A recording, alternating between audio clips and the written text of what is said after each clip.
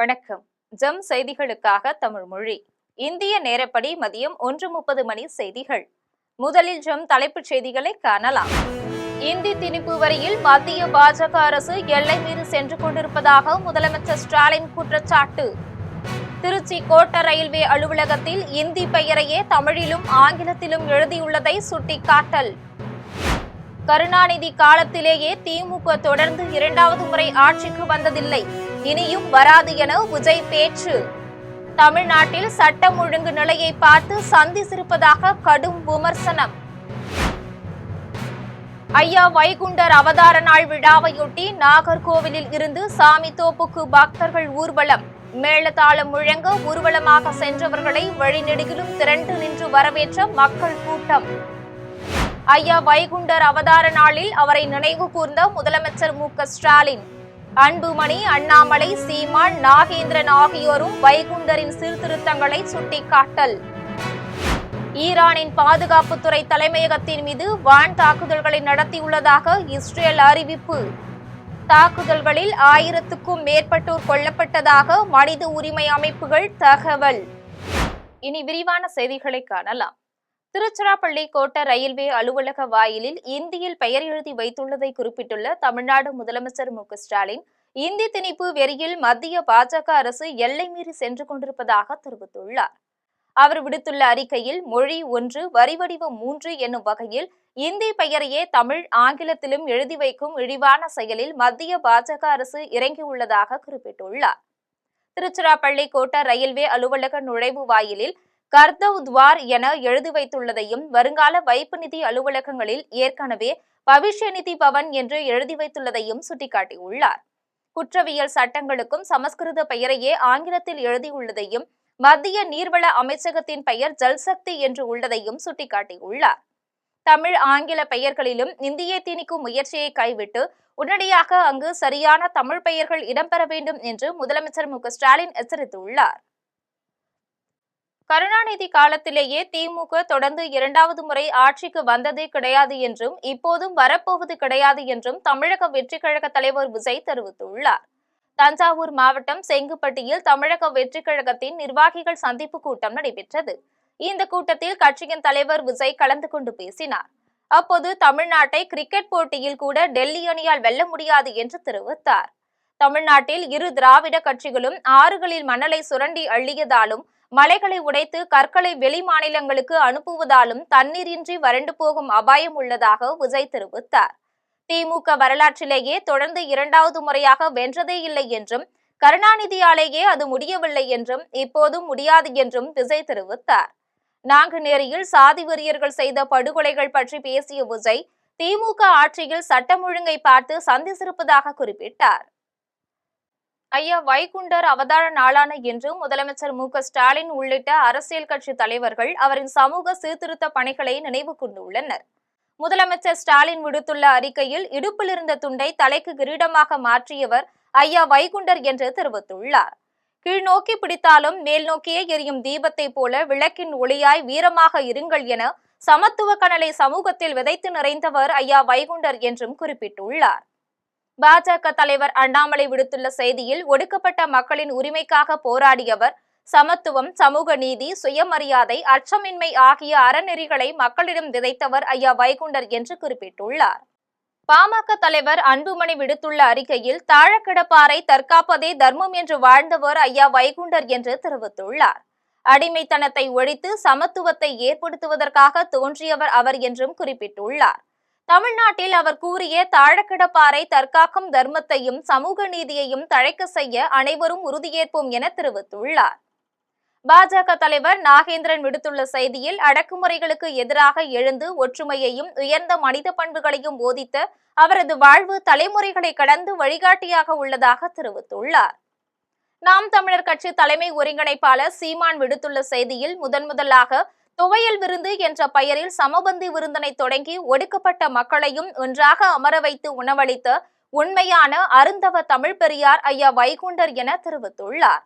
பொதுக்கிணற்றில் நீர் எடுக்கக்கூடாது என்று தடுக்கப்பட்ட மக்களுக்காக தன்னுடைய சொந்த நிலத்தில் தனிக்கிணறு வெட்டி அதில் அனைத்து மக்களையும் நீர் எடுக்க அனுமதித்து அதையே பொதுக்கிணறாக்கிய உண்மையான பொது உடைமைவாதி வைகுண்டர் என்றும் குறிப்பிட்டுள்ளார். ஈரான் தலைநகரில் உள்ள பாதுகாப்புத்துறை தலைமையகத்தின் மீது தொடர்ந்து வான் தாக்குதல்களை நடத்தியுள்ளதாக இஸ்ரேல் தெரிவித்துள்ளது. சனிக்கிழமையில் இருந்து தொடர்ந்து நீடிக்கும் தாக்குதல்களில் 1000க்கும் மேற்பட்டோர் கொல்லப்பட்டதாக மனித உரிமை அமைப்புகள் தெரிவித்துள்ளன. இஸ்ரேலும் அமெரிக்காவும் ஈரான் மீது தாக்குதல் நடத்தியதை தொடர்ந்து அரபு நாடுகளே போர்க்களமாகிவிட்டன. ஈரான் தலைநகர் டெஹரானில் உள்ள பாதுகாப்புத்துறை தலைமையகத்தின் மீது தொடர்ந்து வான் தாக்குதல் நடத்தியுள்ளதாக இஸ்ரேல் தெரிவித்துள்ளது. இதேபோல் லெபனான் தலைநகர் பெய்ரூட்டிலும் தாக்குதல் நடத்தியுள்ளது. அங்குள்ள மக்கள் உடனடியாக வெளியேற வேண்டும் என்றும் எச்சரித்துள்ளது. இதனிடையே சனிக்கிழமை முதல் ஈரானில் அமெரிக்காவும் இஸ்ரேலும் நிகழ்த்திய கூடிய தாக்குதல்களில் 1097 பேர் கொல்லப்பட்டதாக மனித உரிமை அமைப்புகள் தெரிவித்துள்ளன. இதற்கு பதிலாக ஐக்கிய அரபு அமீரகத்தின் துபாயில் உள்ள அமெரிக்க தூதரகத்தின் மீது ஈரான் ட்ரோன் மூலம் தாக்குதல் நடத்தியுள்ளது. அதேபோல் கத்தாரில் உள்ள அமெரிக்க தளத்தையும் ஏவுகணை மூலம் ஈரான் தாக்கியுள்ளது. தமிழ்நாட்டில் திமுகவுடன் காங்கிரஸ் கூட்டணி வைத்தால்தான் சட்டமன்றத்திற்குள் அவர்கள் வர முடியும் என்பது அவர்களுக்கு நன்றாக தெரியும் என்று அமைச்சர் ரகுபதி தெரிவித்துள்ளார். புதுக்கோட்டை மாவட்டம் ராணியார் அரசு மருத்துவமனையில் தமிழக முதலமைச்சர் பிறந்த தினத்தன்று பிறந்த 10 குழந்தைகளுக்கு திமுக வடக்கு மாவட்ட செயலாளர் செல்லப்பாண்டியன் தலைமையில் அமைச்சர்கள் ரகுபதி, மெய்யநாதன் ஆகியோர் குழந்தைகளுக்கு மோதிரம் அணிவித்தனர். இதில் சட்டமன்ற உறுப்பினர் முத்துராஜா, மாநகராட்சி மேயர் திலகவதி உள்ளிட்ட பலர் கலந்து கொண்டனர். இதையடுத்து அமைச்சர் ரகுபதி செய்தியாளர்களை சந்தித்து பேசினார். அப்போது பேசிய அவர், பிரதமர் மோடி குஜராத், ராஜஸ்தான், மத்திய பிரதேசம் போன்ற மாநிலங்களுக்கு சென்று சட்டம் ஒழுங்கை பார்த்துவிட்டு தமிழ்நாட்டில் வந்து சட்டம் ஒழுங்கை பற்றி பேசினால் நன்றாக இருக்கும் என்று விமர்சித்தார். இதையடுத்து காங்கிரஸ் கட்சி அரசியல் அந்தஸ்தை இழக்க விரும்ப மாட்டார்கள் என்றும், தமிழ்நாட்டில் திமுகவுடன் கூட்டணி வைத்தால்தான் சட்டமன்றத்திற்குள் அவர்கள் வர முடியும் என்பது அவர்களுக்கு நன்றாக தெரியும் என்றும் தெரிவித்தார். அவங்க கப்சாவா கிளப்பி விட்டுக்கிட்டு இருக்க ஒரு விஷயங்கள் தான் தவிர வேற ஒன்றும் கிடையாது. எங்களை பொறுத்த வரைக்கும் தெளிவா இருக்கும். இது அரசியல் கட்சி. இங்க அரசியல் அந்தஸ்து கிடைக்கும் என்பது காங்கிரஸ் தலைமைக்கு தெரியும். அதனால அவங்க அரசியல் அந்தஸ்தை இழக்க விரும்ப மாட்டாங்க. தமிழ்நாட்டில் திராவிட முன்னேற்ற கழகத்தோடு கூட்டணி வைத்தால்தான் சட்டமன்றத்துக்குள்ள அவங்க வர முடியுங்கிறது அவங்களுக்கு நல்லா தெரியும். ஆண்டுதோறும் மாசி மாதம் 20ஆம் நாள் ஐயா வைகுண்டரின் அவதார நாள் விழா கொண்டாடப்படுகிறது. இதையொட்டி திருவனந்தபுரம், திருச்செந்தூர் ஆகிய இடங்களில் இருந்து புறப்பட்ட ஐயா வழி பக்தர்கள் நாகர்கோவிலுக்கு வந்தனர். இன்று ஐயா வைகுண்டரின் 194வது அவதார நாள் விழாவையொட்டி நாகர்கோவிலில் இருந்து ஏராளமான பக்தர்கள் திரண்டு ஊர்வலமாக சாமித்தோப்பு தலைமைப்பதிக்கு புறப்பட்டு சென்றனர். முத்துக்குடை, சந்தன குடங்கள் ஏந்தி ஏராளமானோர் பங்கேற்றனர். மலர்களால் அலங்கரிக்கப்பட்ட ஐயா வாகனத்துக்கு முன்னால் முத்துக்குடையும், சிறுவர் சிறுமிகளின் கோலாட்டமும், சிங்காரி மேளமும், சண்டை மேளங்களும் சென்றன. தலைப்பாகை அணிந்து காவிக்கொடி பிடித்தபடி ஐயா வழிபக்தர்கள் பக்தி முழக்கமிட்டவாறு சென்றனர். ஊர்வலத்துக்கு வழிநெடுகிலும் உற்சாக வரவேற்பு அளிக்கப்பட்டது. உத்தரமேரூர் அருகே தரை மேம்பால பணிகளை விரைந்து முடிக்க வேண்டும் என கூறி ஒப்பந்ததாரர்களை மாவட்ட ஆட்சியர் ஸ்னேகா கடுமையாக கடிந்து கொண்டார். காஞ்சிபுரம் மாவட்டம் ஆதவுப்பாக்கம் மருதம் ஊராட்சியில் மாவட்ட ஆட்சியர் ஸ்னேகா கலைஞர் கனவு இல்ல பயனாளிகளை நேரடியாக அவர்கள் வசிக்கும் இடத்திற்கு சென்று ஆய்வு செய்தார். இதையடுத்து மேனலூர் கிராமத்தில் மாவட்ட ஆட்சியர் ஸ்னேகா ஆய்வு செய்தபோது தரை மேம்பால பணிகள் விரைந்து முடிக்க வேண்டும் என கூறி ஒப்பந்ததாரர்களை கடுமையாக கடிந்து கொண்டார். தொடர்ந்து உத்தரமேரூர் ஊராட்சி ஒன்றியத்தில் பல்வேறு இடங்களில் தரமற்ற சாலை கட்டுவதாகவும் பணிகளை தீவிரமாக ஆய்வு செய்ய வேண்டும் என்றும் பொதுமக்கள் கோரிக்கை விடுத்தனர். இந்நிகழ்வில் திட்ட இயக்குநர் ஆர்த்தி மற்றும் அரசு அலுவலர்கள் உடனிருந்தனர். ராணிப்பேட்டையில் முடிவுற்ற அரசு கட்டிடங்களை அமைச்சர் காந்தி பொதுமக்கள் பயன்பாட்டிற்காக திறந்து வைத்தார். ராணிப்பேட்டை மாவட்டம் கரடிக்குப்பத்தில் உள்ள அரசு ஆரம்ப சுகாதார நிலையத்தில் 60 லட்சம் ரூபாய் மதிப்பில் கட்டப்பட்ட புதிய கட்டிடம், நாயக்கம்பாளையத்தில் 16 லட்சம் ரூபாய் மதிப்பில் கட்டப்பட்டுள்ள தானிய கிடங்கு கட்டிடம் ஆகியவற்றை கைத்தறி மற்றும் துணிநூல்துறை அமைச்சர் காந்தி திறந்து வைத்தார். இதைத் தொடர்ந்து புது ராமாபுரத்தில் நகரும் நியாய விலைக் கடையை திறந்து வைத்து குடும்ப அட்டைதாரர்களுக்கு ரேஷன் பொருட்களை வழங்கினார். இந்நிகழ்ச்சியில் மாவட்ட ஆட்சித்தலைவர் சந்திரகலா தலைமை தாங்கினார். மேலும் இந்நிகழ்வில் திமுக மாவட்ட விவசாய அணி அமைப்பாளர் வெங்கடேசன், மாவட்ட குழு உறுப்பினர் கிருஷ்ணமூர்த்தி, ஒன்றிய குழு உறுப்பினர் மாரிமுத்து உள்ளிட்ட பலர் கலந்து கொண்டனர்.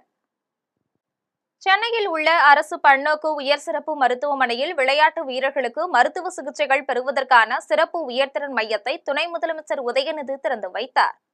சென்னை ஓமந்தூரார் அரசினர் தோட்டத்தில் உள்ள அரசு பல்நோக்கு உயர் சிறப்பு மருத்துவமனையில் விளையாட்டு வீரர்களுக்கு மருத்துவ சிகிச்சைகள் பெறுவதற்கான சிறப்பு உயர்திறன் மையத்தினை திறப்பு விழா அமைச்சர் மா சுப்பிரமணியன் தலைமையில் நடைபெற்றது. விழாவில் துணை முதலமைச்சர் உதயநிதி பங்கேற்று சிறப்பு உயர்திறன் மையத்தை திறந்து வைத்து பார்வையிட்டார். தொடர்ந்து அங்கு சிகிச்சை பெற்று வரும் பயனாளிகளிடம் நலம் விசாரித்தார். பின்னர் அமைச்சர் மா சுப்பிரமணியன் செய்தியாளர்களை சந்தித்து பேசினார். அப்போது பேசிய அவர், தமிழக விளையாட்டு வீரர்களுக்கு ஏற்படும் நோய்களுக்கு தீர்வு காண்பதற்காகவே இந்த சிறப்பு உயர்திறன் மையத்தை திறந்து வைத்துள்ளதாக தெரிவித்தார். இந்நிகழ்வில் மருத்துவத்துறை செயலாளர் செந்தில்குமார், விளையாட்டுத்துறை அதிகாரிகள், சுகாதாரத்துறை அலுவலர்கள் ஆகியோர் உடனிருந்தனர். தமிழ்நாட்டின் முதலமைச்சர்களால் துணை முதலமைச்சர்களால் தொடங்கி வைக்கப்பட்டிருக்கிறது. சென்டர் ஆஃப் எக்ஸலன்ஸ் என்கின்ற வகையில் ரூபாய் 9 கோடி மதிப்பீட்டிலான பல்வேறு அதிநவீன மருத்துவ உபகரணங்கள் இன்றைக்கு இங்கே பயன்பாட்டிற்கு கொண்டு வரப்பட்டிருக்கிறது. கோவிலூரில் இருந்து புடையூர் வழியாக விருதாச்சலத்திற்கு செல்லும் பேருந்தை அமைச்சர் கணேசன் பொதுமக்கள் பயன்பாட்டிற்கு தொடங்கி வைத்தார்.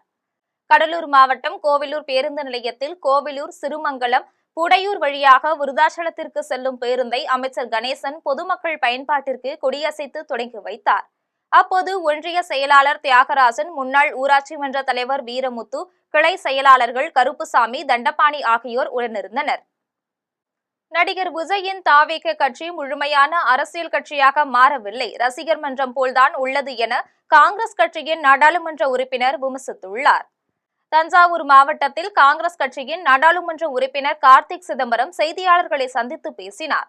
அப்போது பேசிய அவர், நடிகர் விஜயின் தாவேக கட்சி முழுமையான அரசியல் கட்சியாக மாறவில்லை என்றும் ரசிகர் மன்றம் போலவேதான் நடக்கிறது என்றும் விமர்சித்தார். தொடர்ந்து ரசிகர் கூட்டமே ஆதரவு கூட்டமாக மாறலாம், அந்த ஆதரவு கூட்டம் வாக்குகளாக மாறலாம், ஆனால் அந்த வாக்குகள் சீட்டுகளாக மாறுமா என்பது கேள்விக்குறிதான் என்று கூறினார். இதையடுத்து காங்கிரஸ் கட்சிக்கு பரஸ்பர புரிதலில் ஒற்றுமை வரும் என்றும், கூட்டணி கட்சிக்கு எவ்வளவு சீட் என்பதை நிர்ணயிக்கக்கூடிய இடத்தில் திமுக உள்ளது என்றும் தெரிவித்தார். பின்னர் இந்த பேட்டியின் போது மாநகர மாவட்ட தலைவர் மகேந்திரன், முன்னாள் மாநகர தலைவர் ராஜேந்திரன் உள்ளிட்டோர் உடனிருந்தனர். கேளுங்க, நீங்க கேக்குறதா? கூட்டணி தலைமையில தான் ஆட்சி அமைக்கும் மோடி சொல்லியிருக்காரு. ஆனா எடப்பாடி என்ன சொல்லியிருக்காரு, எங்க தலைமையில தான் ஆட்சி அமைக்க குழப்பமா நீடிக்கிறது பல தலைவர். அண்ணா திராவிட முன்னேற்ற கழகம் முன்பு இருந்த நிலையில் இப்பொழுது இல்லை. ஒரு பெரிய கட்சி, அதுக்கு ஒரு பெரிய உறுப்பினர்கள், நிறைய உறுப்பினர்கள் இருக்கிறாங்க, அதுக்கு ஒரு நெட்வொர்க் இருக்கு, அது அவருடைய சிம்பிள் எல்லா இடத்துலையும் ரீச் ஆன சிம்பிள்ன்றதெல்லாம் முழுமையா ஏத்துக்கிறேன். அதை நான் குறைச்சு மதிப்பிடவே இல்லை. வடசேரிப்பட்டி மற்றும் முள்ளூர் பகுதியில் புதிய தார் சாலை அமைக்கும் பணியினை சட்டமன்ற உறுப்பினர் முத்துராஜா மற்றும் மேயர் திலகவதி செந்தில் ஆகியோர் தொடங்கி வைத்தனர். புதுக்கோட்டை மாவட்டம் வடசேரிப்பட்டி மற்றும் முள்ளூர் பகுதியில் கடந்த 18 வருடங்களாக சாலை வசதி இல்லாமல் பொதுமக்களும் மிகவும் சிரமப்பட்டு வந்தனர். இதையடுத்து தாவூத் மில் முதல் வடசேரிப்பட்டி வரையிலும் மற்றும் முள்ளூர் முதல் கும்முப்பட்டி வரையிலும் தார் சாலை அமைப்பதற்கான பணியினை சட்டமன்ற உறுப்பினர் முத்துராஜா, மேயர் திலகவதி செந்தில், துணை மேயர் லியாகத் அலி ஆகியோர் பூமி பூஜை செய்து பணிகளை தொடங்கி வைத்தனர். இந்நிகழ்வில் நகராட்சி பொறியாளர் களியமூர்த்தி மற்றும் ஊர் முக்கியஸ்தர்கள், உள்ளாட்சி பிரதிநிதிகள், மாமன்ற உறுப்பினர்கள் மற்றும் பொதுமக்கள் கலந்து கொண்டனர். ஜெம் செய்திகள் தொடர்கின்றன. விளாத்திக்குளம் அருகில் நடைபெற்ற சத்துணவு சிறுதானிய திருவிழாவில் சட்டமன்ற உறுப்பினர் மார்க்கண்டேயன் விவசாயிகளுக்கு வேளாண் உபகரண பொருட்களை வழங்கினார். தூத்துக்குடி மாவட்டம் விளாத்திக்குளம் அருகே புதூரில் வேளாண்மைத்துறை சார்பில் மாவட்ட அளவிலான சத்துணவு சிறுதானிய திருவிழா நடைபெற்றது. இதனை சட்டமன்ற உறுப்பினர் மார்க்கண்டேயன் தொடங்கி வைத்து விவசாயிகள் மத்தியில் உரையாற்றினார். தொடர்ந்து பயனாளிகளுக்கு வேளாண் உபகரண பொருட்களை வழங்கினார். இதையடுத்து விழாவில் கோவில்பட்டி வேளாண் பல்கலைக்கழகம், ஸ்கேட் அறிவியல் நிலையம் ஆகிய துறைகள் சார்பில் இயந்திரங்கள், விதைப்பொருட்கள், வேளாண் உபகரணங்கள் ஆகியவை காட்சிப்படுத்தப்பட்டிருந்தது. இதில் 400க்கும் மேற்பட்ட விவசாயிகள் கலந்து கொண்டு கண்காட்சியை பார்வையிட்டனர். செல்போன் விளையாட்டுக்கு விடை கொடுத்து உடற்பயிற்சி சார்ந்த விளையாட்டுக்கு வாருங்கள் என்று பேரூராட்சி தலைவர் செல்வராணி இளைஞர்களுக்கு அறிவுரை வழங்கினார். சேலம் மாவட்டம் ஓமலூர் அருகில் விளையாட்டு மேம்பாட்டுத்துறை சார்பில் நகர்ப்புற உள்ளாட்சி இளைஞர்களுக்கு உபகரணங்கள் வழங்கும் விழா கவுன்சிலர் லோகேஸ்வரி தலைமையில் நடைபெற்றது. விழாவில் பேரூராட்சி தலைவர் செல்வராணி பங்கேற்று இளைஞர்களுக்கு இறகுப்பந்து, மட்டைப்பந்து, கால்பந்து, சிலம்பக்குச்சி உள்ளிட்ட பல்வேறு விளையாட்டு உபகரணங்களை வழங்கினார். தொடர்ந்து விழாவில் பேசிய அவர், இன்றைய சூழலில் இளைஞர்கள் செல்போன் விளையாட்டுகளில் அதிக நேரம் செலவழிப்பதால் பல்வேறு உடல்நல பிரச்சினைகள் அதிகரித்து வருவதாக தெரிவித்தார். இதனால் வீட்டில் முடங்கியிருக்காமல் வெளியில் வந்து உடற்பயிற்சி சார்ந்த விளையாட்டுகளில் ஈடுபட்டு உடல் மனநலத்தை பாதுகாத்து திறமைகளை வளர்த்துக் கொள்ள வேண்டும் என்று கேட்டுக்கொண்டார். இதில் பேரூராட்சி அலுவலர்கள், பொதுமக்கள் மற்றும் இளைஞர்கள் என பலர் கலந்து கொண்டு விழாவை சிறப்பித்தனர்.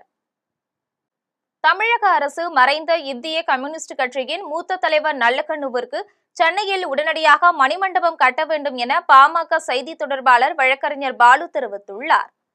திருவள்ளூர் மாவட்டம் பொன்னேரியில் பாமக செய்தி தொடர்பாளர் வழக்கறிஞர் பாலு நீதிமன்றங்களில் பணிபுரியும் வழக்கறிஞர்களை சந்தித்து தனக்கு வாக்களிக்க கோரி தீவிர வாக்கு சேகரிப்பில் ஈடுபட்டார். இதைத் தொடர்ந்து வழக்கறிஞர் பாலு செய்தியாளர்களிடம் பேசிய போது பார் கவுன்சில் தேர்தலில் போட்டியிடும் வேட்பாளர்கள் சிலர் வழக்கறிஞர்களுக்கு பணம், பரிசு பொருட்களை கொடுத்து வாக்கு சேகரிப்பில் ஈடுபடுவதாக குற்றம் சாட்டினார். இதை நீதி அரசர்கள் கண்காணித்து தேர்தல் நேர்மையாகவும் நியாயமாகவும் நடைபெறுவதை உறுதி செய்ய வேண்டும் என வலியுறுத்தினார்.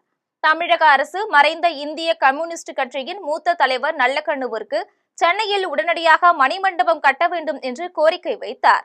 இந்நிகழ்வில் வழக்கறிஞர் மாசிலாமணி, கவுன்சிலர் சங்கர் மற்றும் வழக்கறிஞர்கள் பலர் உடனிருந்தனர். நேர்மையாக தேர்தல் நடைபெற வேண்டும், சிறந்த வேட்பாளர்கள் தேர்வு செய்யப்பட வேண்டும், வழக்கறிஞர்கள் மீது நலன் கொண்டவர்களை பார் கவுன்சிலுக்கு அனுப்பி வைக்க வேண்டிய மிக முக்கியமான தேர்தல் இந்த தேர்தல். எனவே இதில் எந்தவித முறைகேடும் இல்லாமல் இந்த தேர்தலை நியாயமாக நடத்துவதற்கான நடவடிக்கைகளை பார் கவுன்சிலுடைய தேர்தலை நடத்தக்கூடிய அதிகாரிகள், நீதியரசர்கள் இதை கண்காணித்து அவ்வப்போது உரிய உத்தரவுகளை பிறப்பித்து பிரச்சார நடைமுறையை கண்காணித்து கட்டுப்பாடுகளுடன் இந்த தேர்தலை நடத்துவதற்கான நடவடிக்கைகளை மேற்கொள்ளும். 10,000 ரூபாய் கொடுத்தாலும் திமுகவுக்கு வெற்றி வாய்ப்பு கிடையாது என்று புரட்சி பாரதம் கட்சியின் தலைவர் ஜெகன்மூர்த்தி தெரிவித்துள்ளார். சென்னை பூந்தமல்லியில் உள்ள தனியார் மண்டபத்தில் புரட்சி பாரதம் கட்சியின் பொதுக்குழு கூட்டம் நடைபெற்றது. இதில் தமிழகத்தின் சட்ட ஒழுங்கை காக்க வேண்டும் உள்ளிட்ட பல்வேறு தீர்மானங்கள் நிறைவேற்றப்பட்டன. இக்கூட்டத்தில் ஏராளமான நிர்வாகிகள் கலந்து கொண்டனர். இதையடுத்து புரட்சி பாரதம் கட்சியின் தலைவர் ஜெகன்மூர்த்தி செய்தியாளர்களை சந்தித்து பேசிய போது, தமிழகத்தில் சட்ட ஒழுங்கு சரியில்லை என்பதற்கு நெல்லையில் நடந்த கொடூர சம்பவம் உதாரணமாக உள்ளது என்று தெரிவித்தார். அதிமுக 4 தொகுதிகளை கொடுப்பார்கள் என்று எதிர்பார்ப்பதாக கூறினார். 10,000 ரூபாய் கொடுத்தாலும் திமுகவுக்கு வெற்றி வாய்ப்பு கிடையாது என்றார். இன்னைக்கு வரைக்கும் போராட்டம் நடக்கிறாங்க. இன்னும் 10-15 நாள்ல இந்த ஆட்சியினுடைய ஆயுட்காலம் முடிய போகுது. இப்போ வரைக்கும் போராட்டத்தில் இருக்கிறாங்க அரசு ஊழியர்கள், குறிப்பா ஆசிரியர் பெருமக்கள். திமுக ஆதரவாக இருக்கிறவங்களே அவங்க தான், அரசு ஊழியர்கள் தான், குறிப்பா ஆசிரியர் பெருமக்கள் தான். அவங்களே இன்னைக்கு எதிர்பார்க்கிறாங்கனாக்கா அப்போ இந்த ஆட்சிக்கு வந்து ஓட்டு வருமானத்தை எதிர்பார்க்கிறோம்.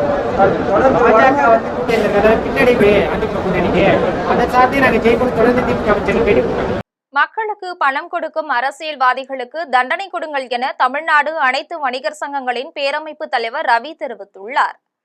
சென்னை கோயம்பேட்டில் தமிழ்நாடு அனைத்து வணிகர் சங்கங்களின் பேரமைப்பின் சார்பில் 43வது வணிகர் தினம் மற்றும் சங்கத்தின் 8வது மாநில மாநாடு குறித்த ஆலோசனை கூட்டம் நடைபெற்றது.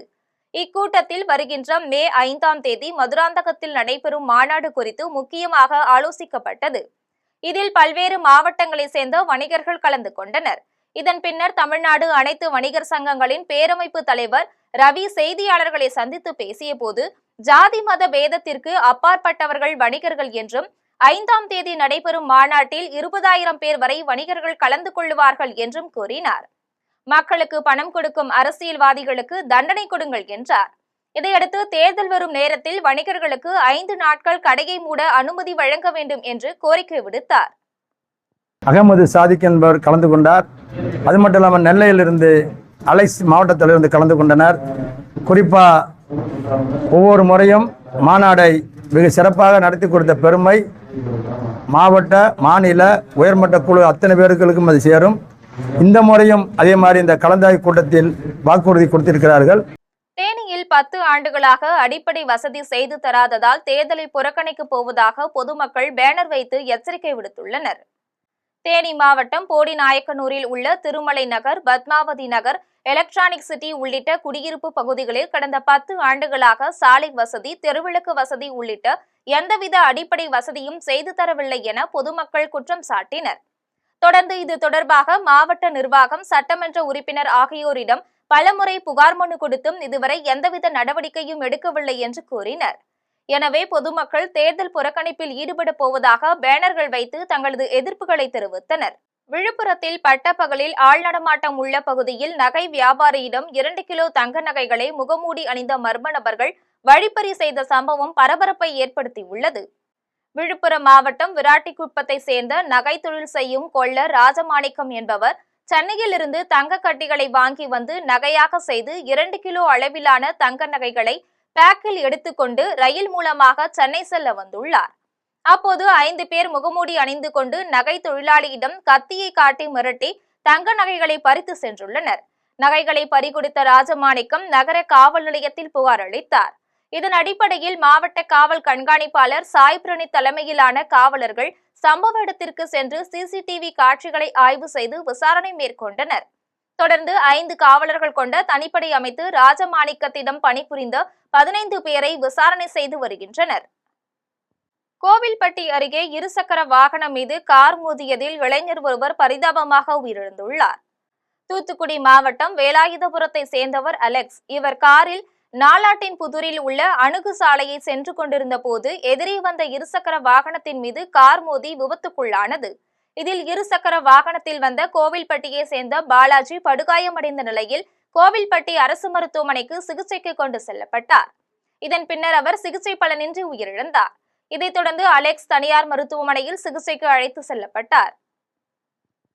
ராணிப்பேட்டை அருகே கணவன் மனைவி இருவரும் தூக்கிட்டு தன் உயிரை மாய்த்துக் கொண்டதால் அப்பகுதி மக்களிடையே பெரும் சோகத்தை ஏற்படுத்தியுள்ளது. ராணிப்பேட்டை மாவட்டம் நீலகண்டராயபுரத்தில் உள்ள சுடுகாட்டில் இருவர் தூக்கிட்டு உடல்கள் கிடப்பதாக ஷோலிங்கர் காவல்துறையினருக்கு தகவல் கிடைத்துள்ளது. இதைத் தொடர்ந்து சம்பவ இடத்திற்கு வந்த காவல்துறையினர் இருவரின் உடல்களையும் மீட்டு உடற்கூறாய்வுக்காக வாலாஜாப்பேட்டை அரசு மருத்துவமனைக்கு அனுப்பி வைத்தனர்.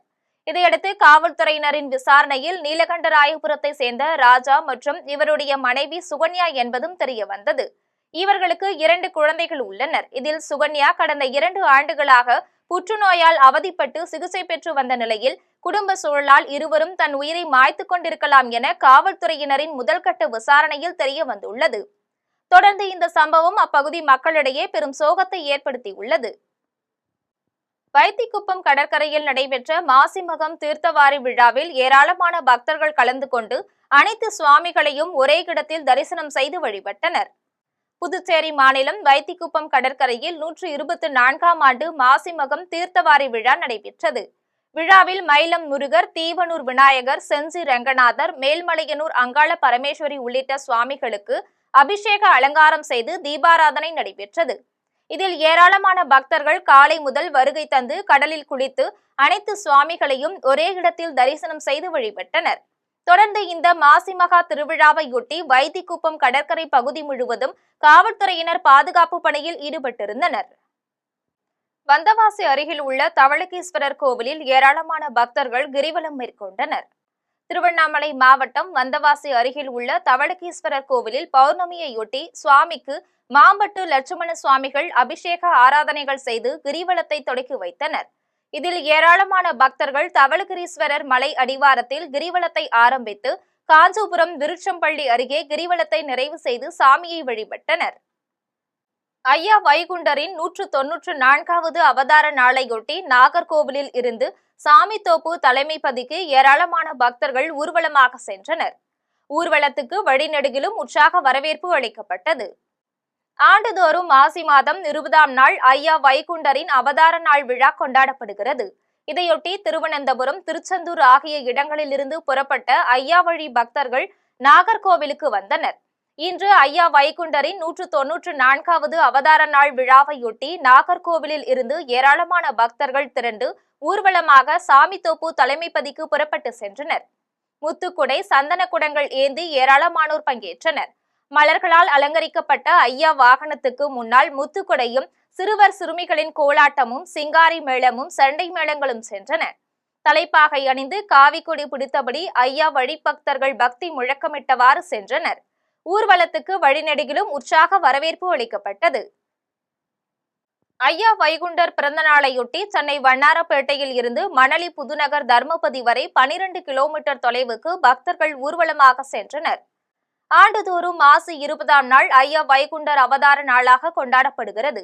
இதையொட்டி சென்னை வண்ணாரப்பேட்டை நாராயண நாயக்கன் தெருவில் உள்ள தங்கக்கிளி திருமண மண்டபத்தில் இருந்து சப்பரத்தில் மலர்களால் அலங்கரிக்கப்பட்டு ஐயா அருளிய அகில திரட்டு அம்மானை ஏட்டை வைத்து பூக்களால் அலங்கரித்து வைக்கப்பட்டிருந்த 2 குதிரை பூட்டிய சாட் வண்டியில் ஐயா வைகுண்டர் எழுந்தருளி பக்தர்களுக்கு காட்சி அளித்தார். சென்னை மற்றும் புறநகர் பகுதியில் இருந்து வந்த ஆயிரக்கணக்கான பக்தர்கள் திருநாம கொடி ஏந்தி பாத யாத்திரையாக மணலி புதுநகர் ஐயா வைகுண்டர் தர்மபதிக்கு சுமார் 12 கிலோமீட்டர் தூரம் நடந்து ஊர்வலமாக சென்றனர். ஊர்வலத்தை சமத்துவ மக்கள் கழக தலைவரும் தமிழ்நாடு பனை தொழிலாளர்கள் நலவாரிய தலைவருமான எர்ணாவூர் நாராயணன், கோவில் தலைவர் துரைப்பழம் ஆகியோர் கொடியசைத்து தொடக்கி வைத்தனர். ஊர்வலத்தில் பங்கேற்ற பக்தர்களுக்கு நீர், மோர், குளிர்பானம் ஆகியவற்றை வழங்கினர். திருவொற்றியூர், திருச்செந்தூர், திருவைகுண்டம், சாத்தான்குளம் நாடார்கள் ஐக்கிய சங்கம் சார்பில் அதன் தலைவர் RP மனோகரன் தலைமையில் வரவேற்பு அளிக்கப்பட்டு காலை உணவு வழங்கினர். ஊர்வலம் தர்மபதியை அடைந்ததும் பகல் பணிவிடை, உச்சி படிப்பு, மாலையில் ஊஞ்சல் சேவை, தாலாட்டு, சரவிளக்கு, பணிவிடை ஐயா தொட்டில் வாகனத்தில் பதிவலம் வந்து பக்தர்களுக்கு காட்சி அளித்தார். பின்னர் வைகுண்ட ஜோதி ஏற்றி இனிமம் வழங்கப்பட்டு விழா நிறைவு பெற்றது.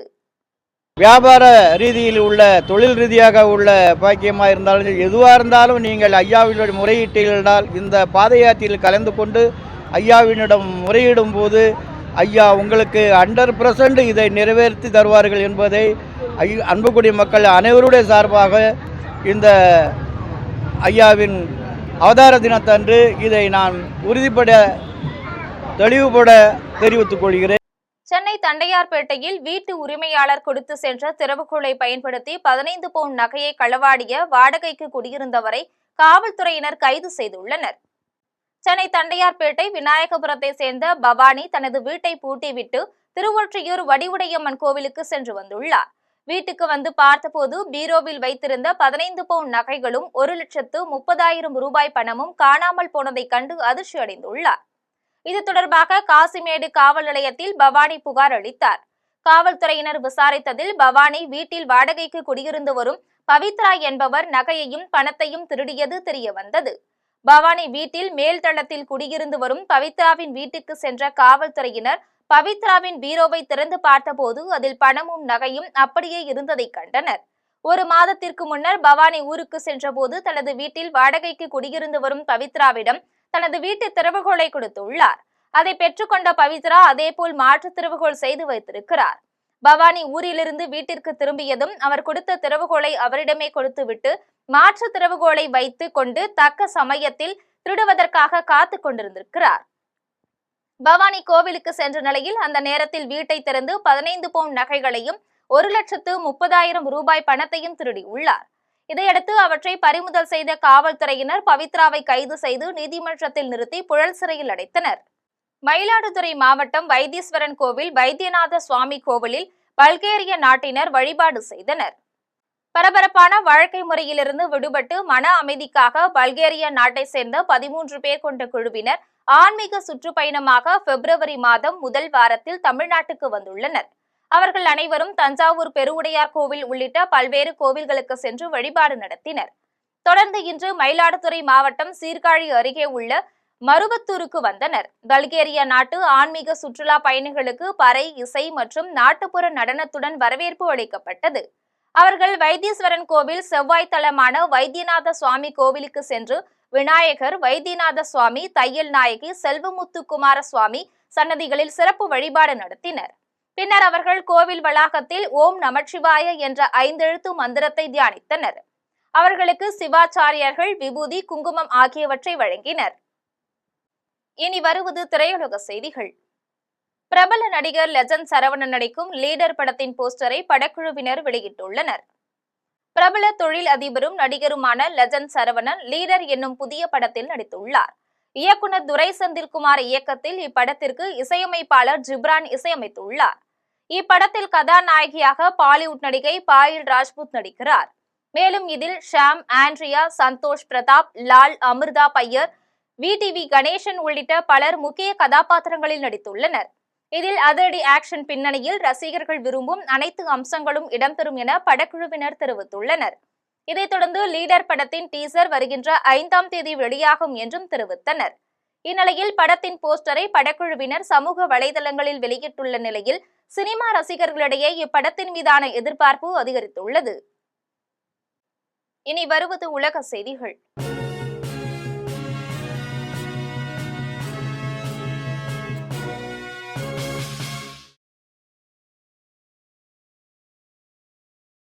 போர் சூழலுக்கு மத்தியில் இந்தியாவுக்கு கச்சா எண்ணெய் வழங்க நாங்கள் தயார் என ரஷ்ய அரசு அறிவித்துள்ளது.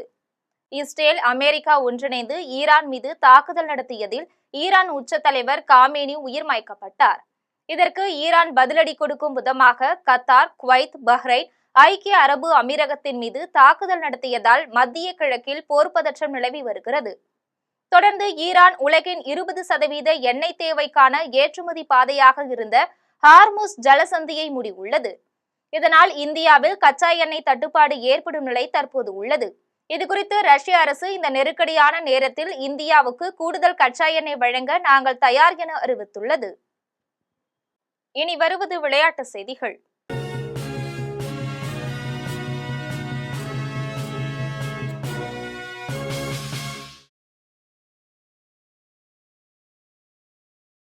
ஆஸ்திரேலியாவுக்கு எதிரான டெஸ்ட் போட்டியில் இந்திய அணியின் நட்சத்திர பந்து வீச்சாளர் காயம் காரணமாக விலகியுள்ளார். ஆஸ்திரேலியாவுக்கு இந்திய மகளிர் அணி சுற்றுப்பயணம் மேற்கொண்டு 20 ஓவர் ஒருநாள் டெஸ்ட் என 3 போட்டியிலும் விளையாடி வருகின்றது. இதில் இந்திய அணி 20 ஓவர் தொடரை கைப்பற்றியது. இதையடுத்து ஆஸ்திரேலிய அணி ஒருநாள் தொடரை கைப்பற்றி பதிலடி கொடுத்தது. தொடர்ந்து வருகின்ற 6ஆம் தேதி இரு அணிகளும் மோதும் ஒரு டெஸ்ட் போட்டி நடைபெறுகின்றது. இதில் இந்திய அணியின் வேகப்பந்து வீச்சாளர் ரேணுகா சிங் தாக்கூர் காயம் காரணமாக விலகியுள்ளார். அவருக்கு பதிலாக இளம் வேகப்பந்து வீச்சாளர் காஷ்வி கௌதம் அணியில் சேர்க்கப்பட்டுள்ளதாக கிரிக்கெட் வாரியம் அதிகாரப்பூர்வமாக அறிவித்துள்ளது. இனி வருவது தங்கம், வெள்ளி மற்றும் பங்கு சந்தை விலை நிலவரம்.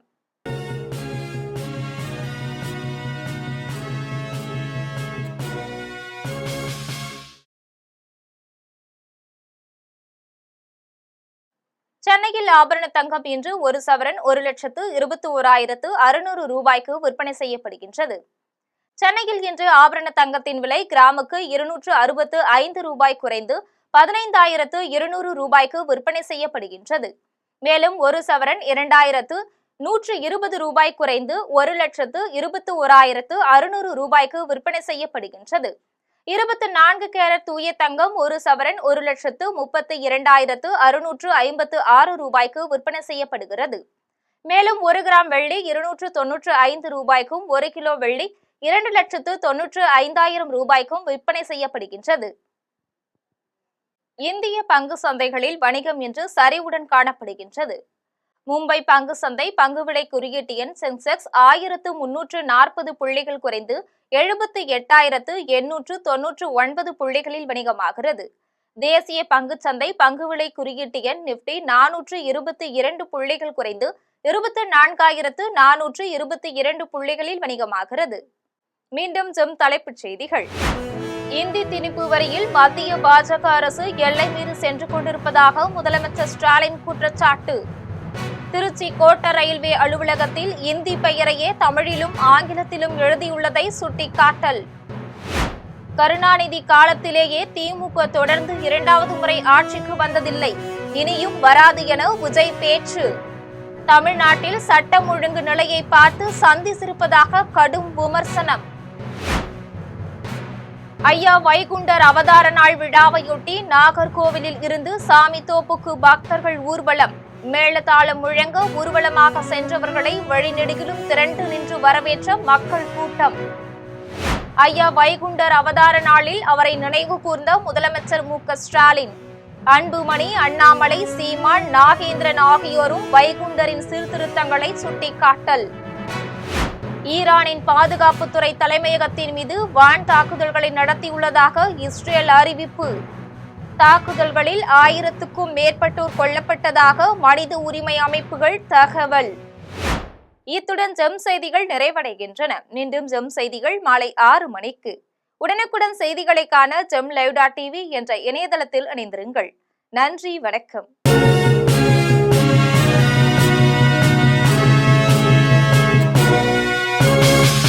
உடனுக்குடன் அப்டேட் தெரிந்து கொள்ள ஜெம் டிவி தமிழ் ஆப்பை இன்ஸ்டால் செய்யவும்.